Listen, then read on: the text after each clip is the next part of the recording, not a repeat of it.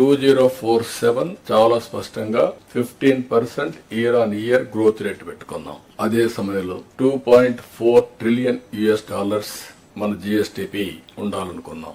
$42,000 per capital income highest in the country రావాలనుకుంటున్నాం. అది కూడా ఫైనాన్స్ చూపించినప్పుడు, ప్లానింగ్ చూపించినప్పుడు చూపిస్తారు. ఏ విధంగా 30 సంవత్సరాల డేటా 1995 నుంచి 2024 వరకు ఆ డేటా మీరు చూస్తే ఇట్ ఈస్ ఐ ఓపెనర్ అవుతుంది.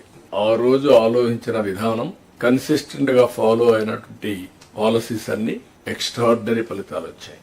ఇప్పుడు మనం చేసేది ఒక చరిత్ర.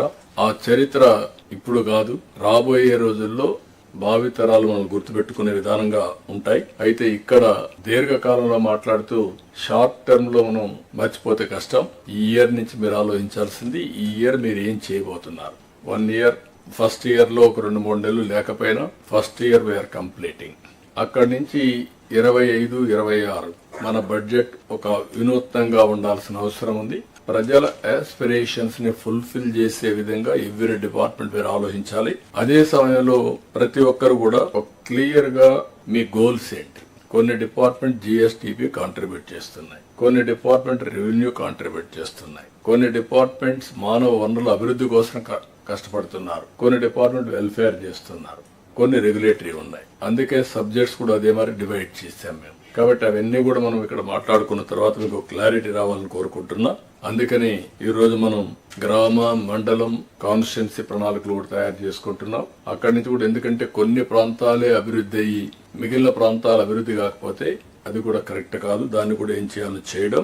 నా దగ్గర నుంచి లాస్ట్ మైల్లో ఉండే పొలిటికల్ ఫంక్షనే పనిచేయాలి. చీఫ్ సెక్రటరీ నుంచి గ్రామ సచివాలయం నుండే ఉద్యోగి వరకు పనిచేసే పరిస్థితి రావాలి. అందరం కూడా సమిష్టిగా పనిచేసి షార్ట్ టర్మ్ లో ప్రజలకు హ్యాపీగా ఉండే విధంగా ఏమేం చేయగలుగుతాం చేయడం. ఈ రోజు మీద ప్రతి ఒక్కరిలో ఒక సాటిస్ఫాక్షన్ ఉండాలి.